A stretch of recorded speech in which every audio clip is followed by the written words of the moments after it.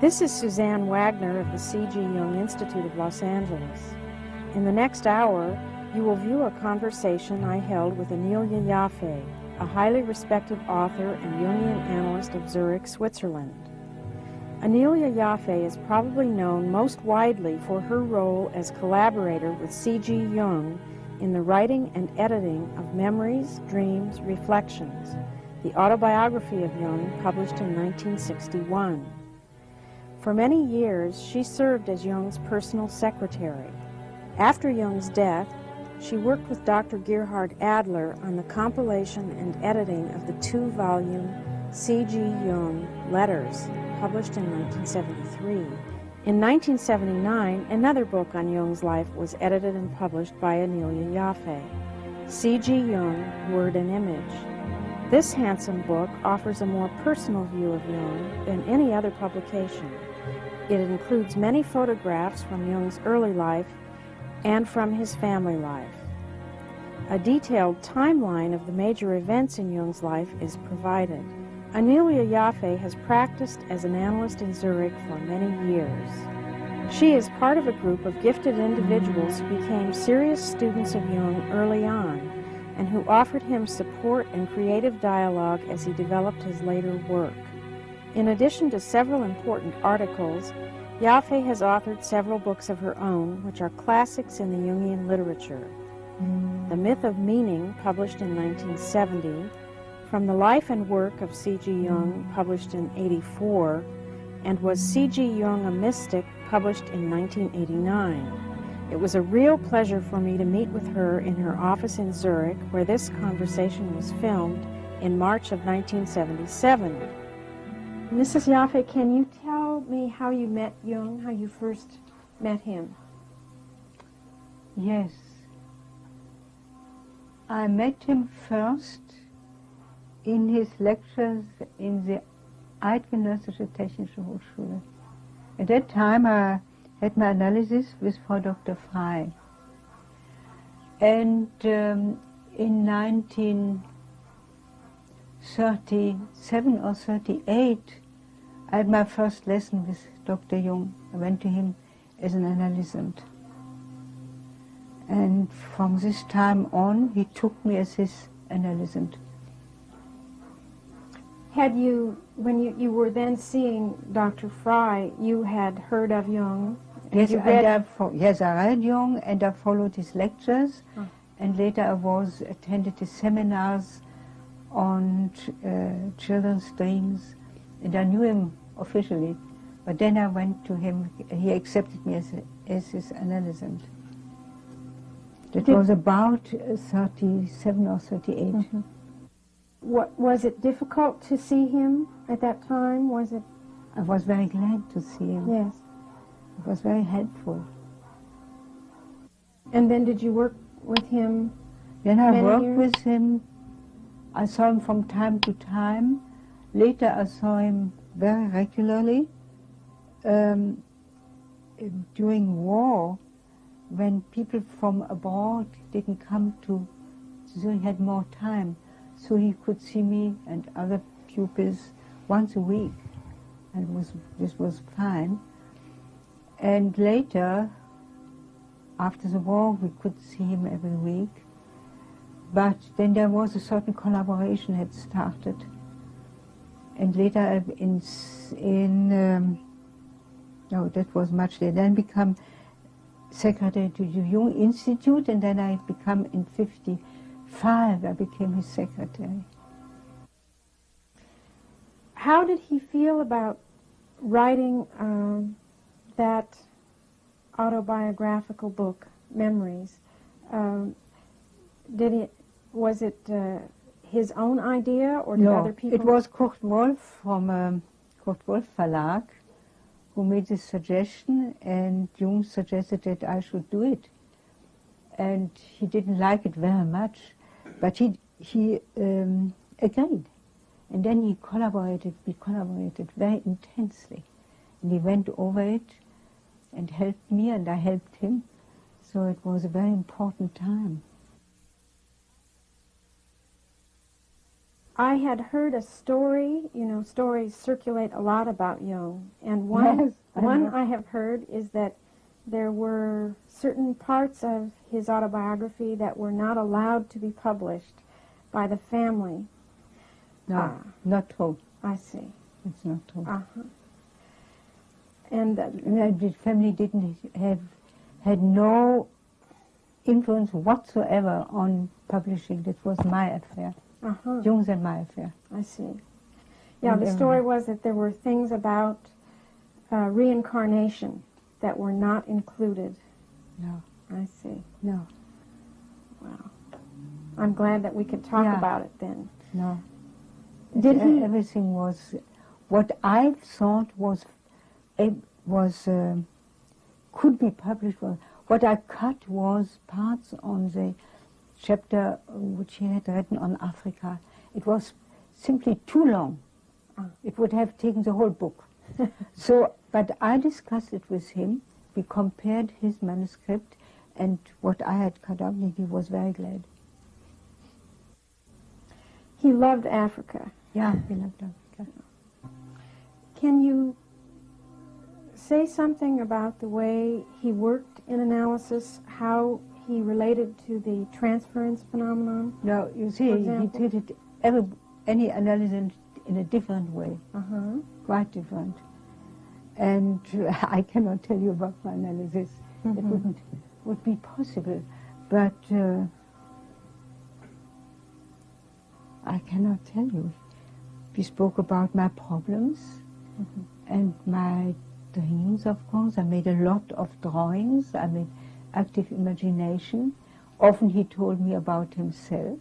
That also belonged to our talks. He showed me alchemical books. And he took me seriously. Sagen Sie so? Hat mich ernst genommen. He took me as a grown-up, I was a grown-up people, but he took me as a partner.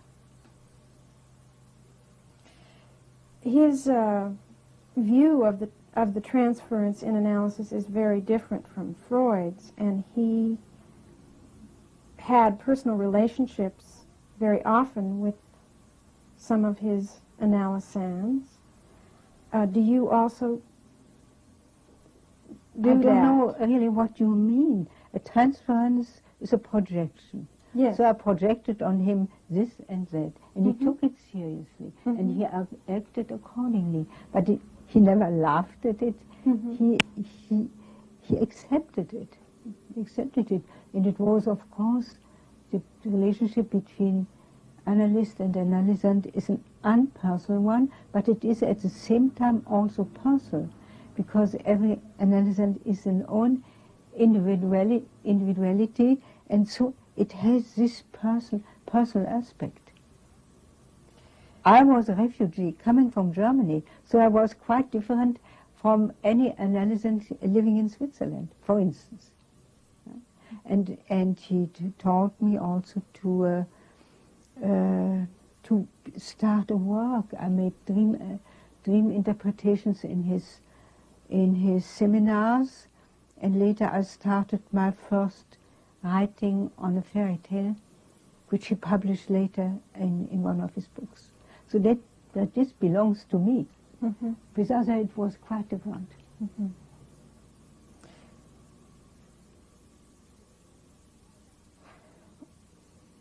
What about the image that's behind the transference, the idea that there's a religious instinct involved? How did... I don't understand your question. Well, the idea that there's a search for meaning involved in the transference itself. Yeah. Yes, but you see, if you have a relationship to Jung, then you have to work on it, and the meaning is a result, perhaps, you see. One can say I projected on him a father, but I also projected on him a mother, you see. And the one who accepted me, I could say. And from this, in the course of the years, I found a place in this world, in found a place in myself and in the world. Mm-hmm. You found your own particular work. Yeah, my work, my meaning, yes, my place, where I belong to. How did he relate to the problem of dependency, of people becoming too dependent? Uh-huh. He accepted it. He accepted it. He accepted it. It was quite normal for him to be dependent. But we had also to look that we didn't, that we didn't trouble him with our dependency. He had to live his own life, we have to live our own life. So it was a compromise. Mm-hmm. But he accepted your need. Yeah, of course. Of course, he knew quite well. In your own work with other people analytically, do you find that it's helpful to have personal contact with them? Yeah. What do you mean a personal contact? It's always personal. A relationship outside of analysis. I avoided as much as possible to have a relationship outside, because you see, in the room of the analytical talk is quite different from the talk outside of analysis. It's something different. And I know too much of these people. So meeting them in the outer world, perhaps with other people, is difficult. Some of them I even don't greet in the street. I see. We meet each other, but I do as if I wouldn't know them. And they are very grateful. But here, they open themselves. And I don't say that I know everything of them, but what they can tell, they tell. And that doesn't belong to the... There must be a shelter, a protection. These secrets or mysteries of the soul must have a protection, a shelter. And this is his room. There's something of a... maybe one can even say it. This has something of a sacred place, if you want. Yes. Because it's very vulnerable.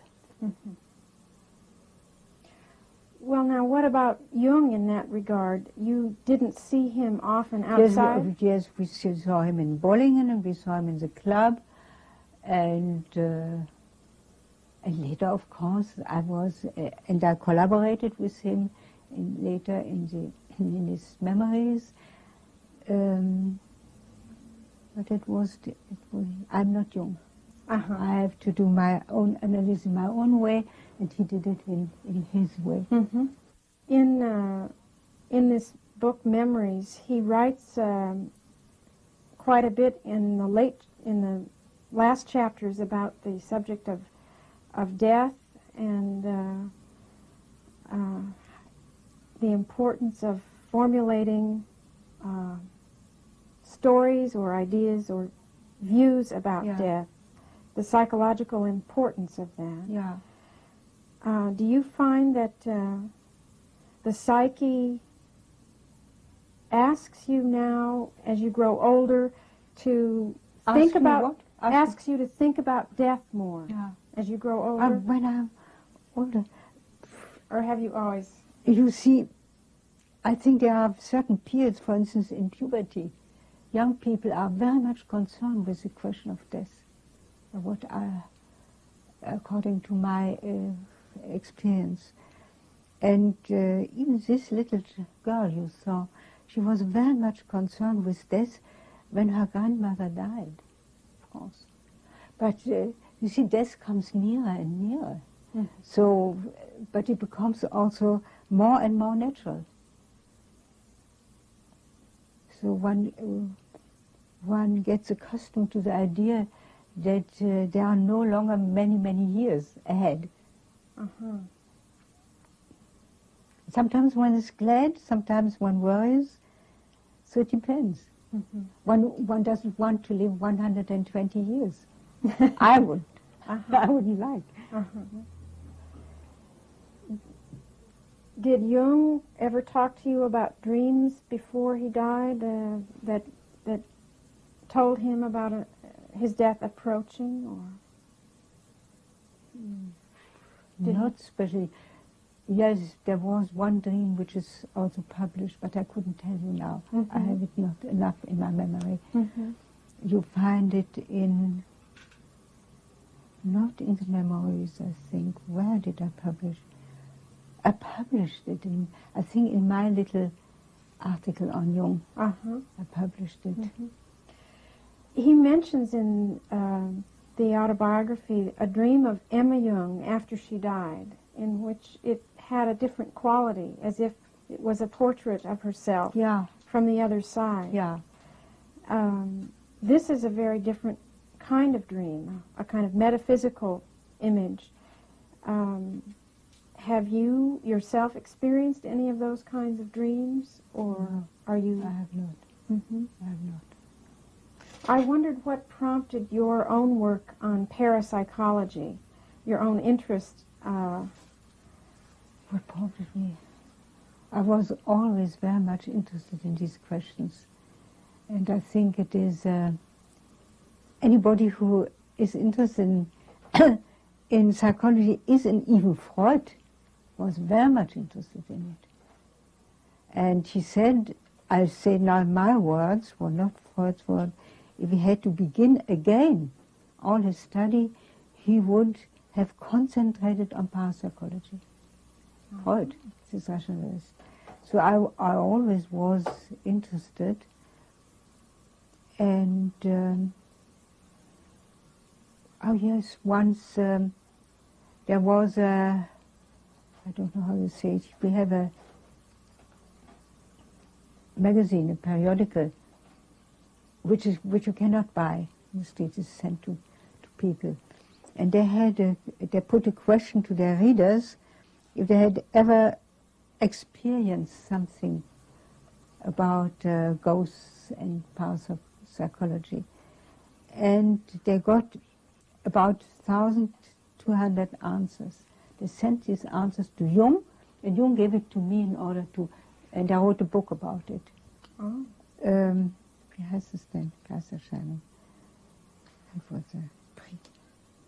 I forgot, it's even translated into English. Yes, but so Jung encouraged you to write this book. Yes, he said, I'm too old, I cannot do it. Do you want to do it? And said, yes, with great pleasure. I see, so, but it's not necessarily from any personal experiences of my personal parapsychology. No. No, I have not the second side, but I have truth-telling dreams, I should say. That happens very often. That predict the future. predict dreams, very often. But that's so normal. People who pay attention to their dreams, they will find it very often. People who are not interested in dreams or in what happens around them, they don't realize how much how often it happens. That's quite normal. At this point in your life, do you still sometimes consult with someone, an analyst, with your dreams, or do you pretty much work alone? No, I've perhaps from time to time, if I have a dream which seems interesting, I speak with my friends about it. With Frau Frey or Meyer, so to have a reaction. And we do this mutually. She tells me her story. How do you feel about the way things have gone with Jung's analytical psychology? The what? The way things have gone with Jung's psychology in the world, the way the training is being conducted and so on. Do you feel? I think the interest is growing. Of course, new things come to depth psychology. That is quite natural and necessary. And Jung often said himself, he did not speak the last word, because science is going on. And now there's more of group psychology, and why not? I agree with this. You don't have any quarrels with doing analysis in a group? Group psychotherapy or group? I don't do group psychotherapy. But even I send some of my analysis, I have already sent them to a group psychology, and we collaborate. It goes, goes together very well. But I know that's my way. Other people wouldn't do. For instance, I know colleagues of mine who would hate this idea. But I don't.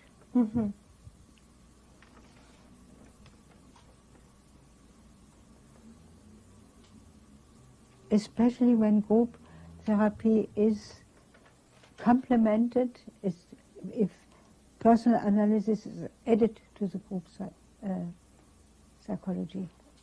You see, if it is not done as the only way, if besides group therapy a personal analysis is followed. Do you think that sometimes the experience of the unconscious has an isolating effect on people, that it makes them very alone? I should say, on the contrary, if one is, I should say the contact with the unconscious is the condition of having a good relationship to other people. Because, for instance, if a people doesn't know his or her shadow, then the relationship to another people is very difficult and easily to be disturbed. But if I know this is my shadow, then I am more tolerant towards other people, and I can also more easily discern between what is my shadow and what was his fault or her fault. It is, and the people who is in relation with also with the self attracts other people. It's a condition to relationship, I should say. But of course but in every life there are perhaps phases, weeks or days, where one has where one needs to be alone in order to introvert. But that's quite natural. And the more sincere you do this introversion, the more you are able to relate then to other people afterwards. And you are no longer so dependent on other people. You are an entity. The other people, the partner is an entity, and then is a relationship in between. But there is not this fusion, this symbiosis. Yeah, symbiosis. It's always very dangerous, because the unconscious doesn't want this symbiosis. It disturbs it by rough or lenient means. So there's a natural development from the unconscious toward independence. Toward independence on the one side and toward relationship on the other side. Certain independence in the course of years, of course, is a condition of a good relationship. But not the identification. Identification is wonderful. If you have never experienced an identification, so you have missed a lot. But then one has to become oneself again.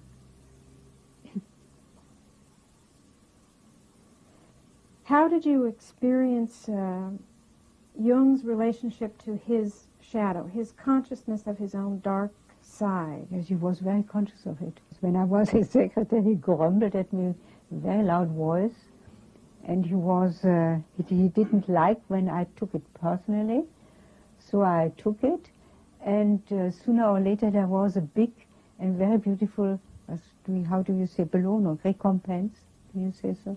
A compensation. He compensated. He knew exactly what he had done. And then one was rewarded. if one could stand it, and if one didn't took it personally. You see, he was so burdened by his ideas and by people outside and his inner figures. So I understood it quite well. He had to have a let out, das heißt Ventil. Ventilate. And vent out. The Mm-hmm. steam has to go out. Yes. And it sometimes came out on you when you were there. Yes, why not? Yeah. Did that help you to learn how to defend yourself? I didn't defend myself. You didn't Not need at all. to. No. I knew him. Mm-hmm. And then I said, this old man, he must let his steam out. I don't know how to say. I must ein Ventil haben. Mm-hmm. So you didn't. And he take it was personally. grateful, you see, if I didn't take it, if I didn't behave as a, weiß nicht, wie man sagt auf Englisch, eine beleidigte Schönheit, we say in German. I was not offended. Mm-hmm. How is it that you came to be his secretary? His secretary married, and then he had two secretaries in between. I was the secretary of the Jung Institute, and then I switched from the Jung Institute to Krishna. He stole you away from them. He stole me away from them. Yes. You have also worked a lot on the letters that are now have been published. With Gerhard Adler. Yeah. Are they all published now, or is there more to come? No, I don't know whether it will come, but it's not possible to publish them all. Mm-hmm. You see, there are letters with no interest at all, giving an appointment or so. Then there are letters with medical, which cannot be published for medical discretion. Mm-hmm. And then there are the letters of to the family, and I hope they will be published one day.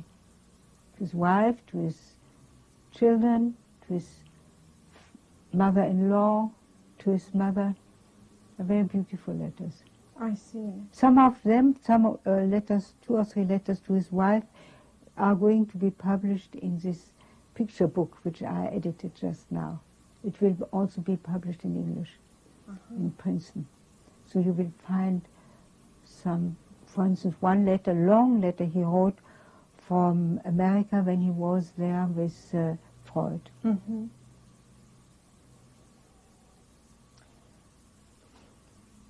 Do Americans still come to Zurich quite a lot for analysis? Yeah. Mm-hmm.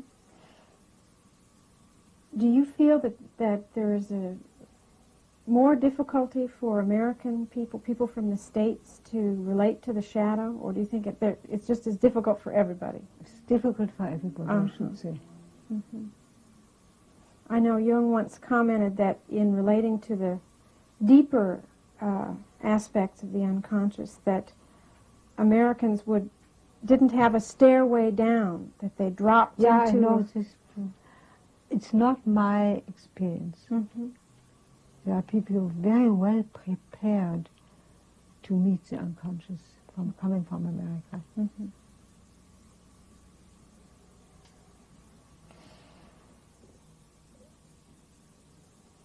What do you feel about the tendency to split that seems to be there in Jungian groups, in the training institutes? Do you think there is a tendency to polarize? For example, in London or... In what? In London, Yeah, why not? Mm-hmm. Jung was, as it is a psychology which is very much based on the individual, Mm-hmm. and as the individual forms the psychology as an analyst. So it's quite natural. It's a very natural movement, I should say. And at the same time, there's also uniting movement, as I told you, with group psychology, with autonomy, and if I dare a prophecy, I should say, in 100 years they will go together with Freudians. Why not? They are also now, you see. And Jung himself said, you can hear me speaking Freudian or Adlerian, Mm-hmm. and me too. there are certain pupils of mine, and it's so obvious that this is, I have to speak Freudian, so I do. And I can give them books to read. So this, the split on one side and the uniting on the other side, which is quite on the line of psychology. It is never either or, as Jung said, always either and or. Mm-hmm. It's always ambiguous, antithesis.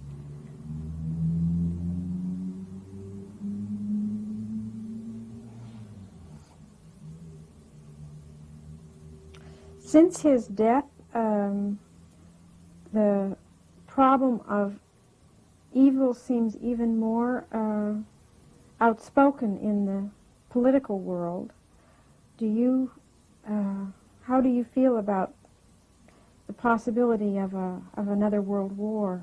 Or of course, I'm not a prophet, and I'm not a politician. Mm-hmm. But I think that the situation is most dangerous. Mm-hmm. Most dangerous just now. There are too many places with an explosive situation. You left Germany yourself in 1933, I believe. Yeah. Uh-huh. Did you have inner experiences, or was it just simply seeing what was happening outside? No, I was in Hamburg studying at that time, and they threw me out. Quite simple. They threw you out? Yeah, I'm Jewish. Uh-huh. Or they give me the advice to leave, if I put it more in a polite way. Mm-hmm. Did you have a family, or were you alone at that time? My family, my parents left several years later for England. My older sister too, and my younger sister's in America. So we are spread all over the world. Mm-hmm. But everyone left Germany? No, not everyone. Mm-hmm. There are uncles of mine who perished in the camp, one of the camps. Mm-hmm. I've wondered, what do you think the effects of all the published work of Jung will be? That many books go out now from Jung and from his students. So more people read him all the time, and yet there are only a few analysts in the world. Do you think that people will benefit who never go into analysis? They may do great confusions, or also some of them are very much influenced in a very good sense. For instance, artists also. That is something I couldn't judge. It's very, very difficult to say. But also natural scientists profited from his books without having ever been in analysis. The analysis is for people who have difficulties with life, especially. But that's not always the case. And so if they read the books carefully, they may profit from it. But it's a very interesting question, but I couldn't answer it fully. Let's see. How did Jung feel toward the end of his life about the way his work was received in the world? He was not very satisfied. He thought that there were too many misunderstandings. Sometimes he was depressed about it, but sometimes he even wrote in his memories, I got more recognition than I ever could have expected, because what I have had to say was just the compensation of the consciousness. So people didn't like it was difficult for people to accept what he said. It was not always easy, not intellectually difficult, but from the human standpoint difficult. For instance, the whole problem of the shadow and of evil, and of the responsibility, and of the autonomy of of the unconscious are very difficult questions. But they are more and more accepted now. And just from, I always say, the recognition of Jung will not come from Jungians, but from quite different sides. For instance, natural scientists, they understand him, physicists understand him much better. Oh, I exaggerate now, I shouldn't say so, but they understand him because they touch to something now which I should call the secret of life. And this Jung also went to the border, to the limit where the secret begins. And the natural scientists, the physicists know now that they come to a limit where secret begins. Rationalism stops. Causalism stops. What did Jung mean by the psychoid? You see, you put difficult questions. Psychoid, that is a paradox which means not only psychological, but also in a certain way physical. It is a medium sphere where these both realms of spirit and matter meet. That is a psychoid. One doesn't know. What could you say about your view or Jung's view of the relationship between the body or matter and spirit? Yes, for instance, the whole, do you mean psychosomatics? And he, that is what Meyer first brought up, and Jung accepted it, that psychosomatic symptoms might be synchronistic. Not causality, but synchronistic. If you understand, it happens at the same time. It is, how can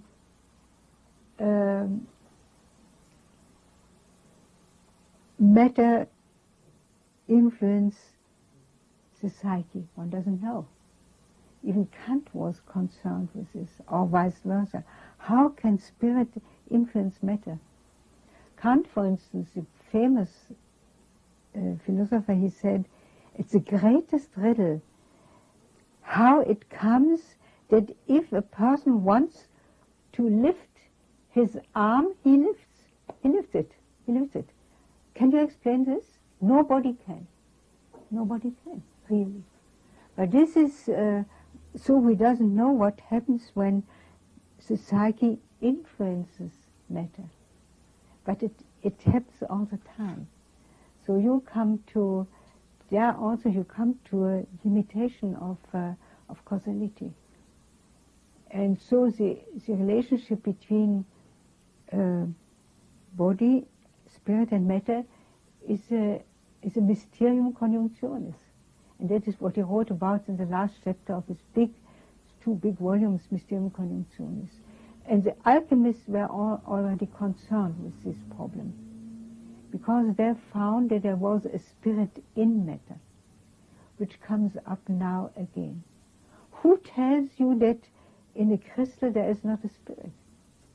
Who makes it go? Is it a spirit? What is it? In any case, it is a mystery. So one cannot answer this question with with one word. Mm-hmm.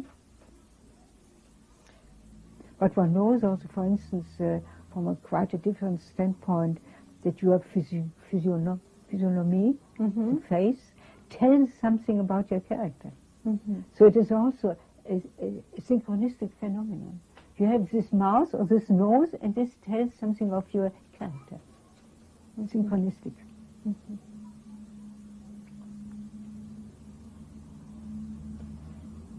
What about life after death? Do you have your own images? No.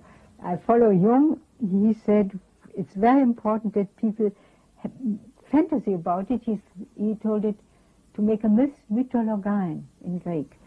But one never knows. Now there is a great literature, many books are written about life after death, and mediums are speaking of, and giving news about these people who are already dead. But these, to my feelings, are very important myths. Myths, yeah. But very important. And I wouldn't dare to have a definite opinion how it will go on. I believe that it will go on, but I have no idea how it will go on. Do you have any, you don't have a particular image or a particular story or myth of it? Yes, I have, but I don't want But you don't want to tell. know. When you use the word myth, That I should say myth is an archetypal tale.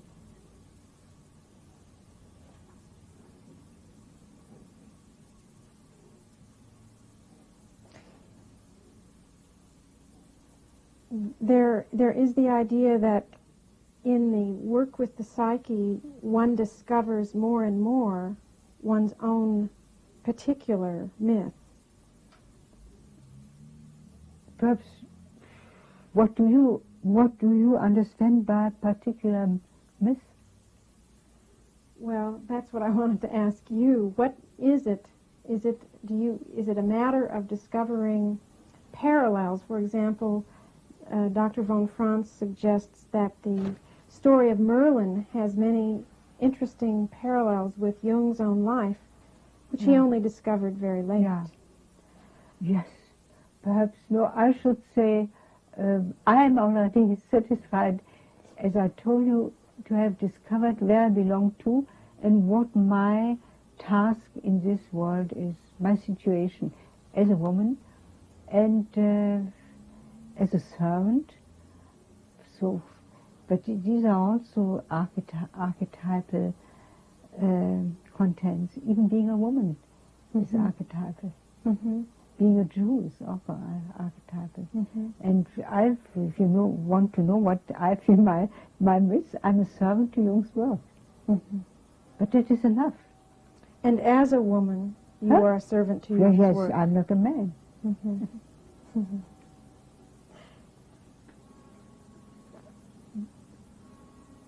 Many people have commented that it is Jung's work was received first by women, more women, and has been elaborated more by women. Yes, that is. This is an on dit, one says so. But if you count women here and men there, you come about to the same number. But it is true that Jung gave a high value to the feminine side of life and of the psyche, and the unconscious is a certain way a mother figure, mother. And women, very famous people on the spiritual side, I don't speak about, or even about in the natural science, if they are creative, the creative man attracts women in all, artists and scientists and psychologists, religious persons. For instance, take Schweitzer, take Teilhard de Chardin, take all of them, they attract women because the nature, the feminine nature is receiving. And they want to profit of this creativity.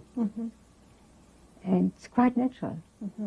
But if you take, in reality, the men who wrote about Jung and the women, you come to the same number, about to the same number. But women love the creativity of men, that's true. Don't you? Yes.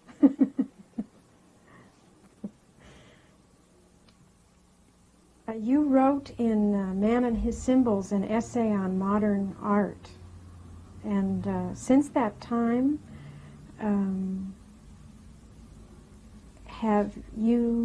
do you see any new developments in modern art, or have you paid much attention to what's happening?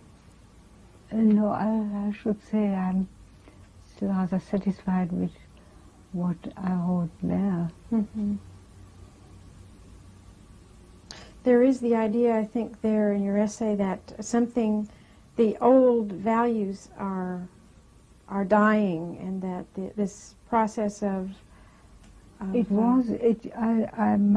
thesis was, as far as I remember, art is a symbol. Mm-hmm. I don't mean symbolism in the art, but art as a symbol of our time. And I see perhaps now a greater interest in objects. Mm-hmm. For instance, it's quite new also that in our Kunsthaus we have a section where photographs are shown. May be a bit torn into the fantastic, these photographs, but anyhow, it is something new is coming up. But I shouldn't say, I'm not expert, I'm not an artist. I'm only interested, I love art.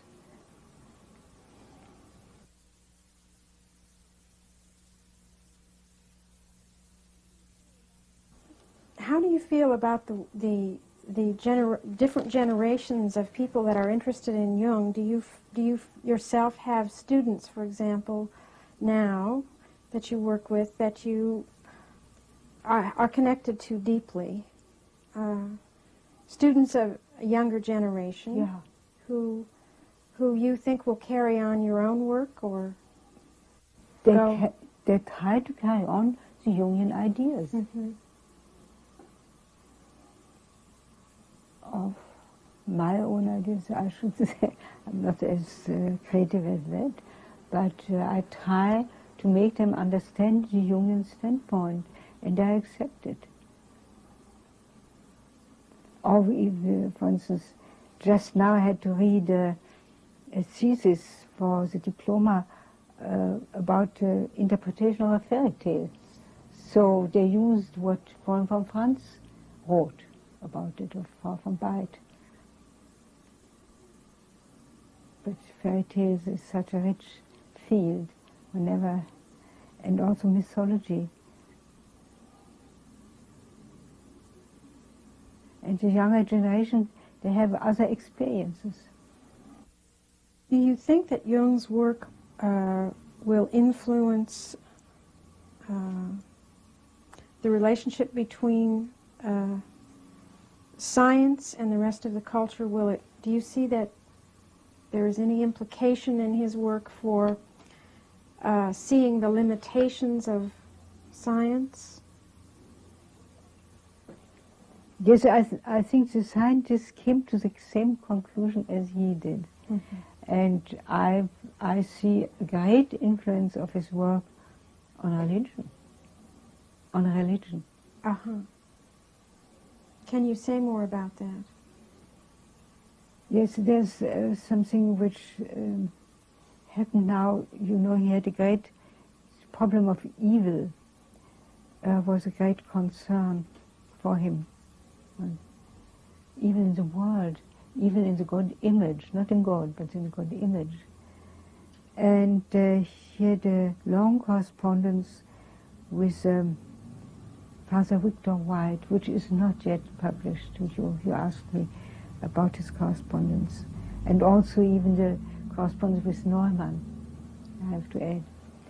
So, and the correspondence with this Dominican monk, Father Victor White, it was concerned with privatio boni. I don't know why you know. That means the evil is the absence of the good,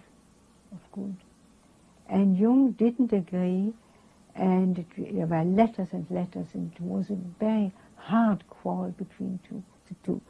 Now, what happened in this last time, I read twice from the Pope now, Paul VI, that he wrote and spoke that evil is not a privatio boni, but a reality in itself. So exactly what you said. So I don't know whether whether this is synchronicity, what I suppose, or whether he read Jung and was influenced. So you see, Jung was ahead of his time. And perhaps Paul VI, he formulated it perhaps in a bit more primitive, concretistisch, wie soll man sagen, concrete way. But the idea was the same. It's not a privatio boni. And Jung was very unhappy about it, that his father White, whom he loved very much, couldn't accept it. Now he would accept it. And the difference between God and God image is also very important. One cannot make any metaphysical statements. If one makes a statement, it's always a statement of the soul, of the psyche. It's an image. And the image of the very good God it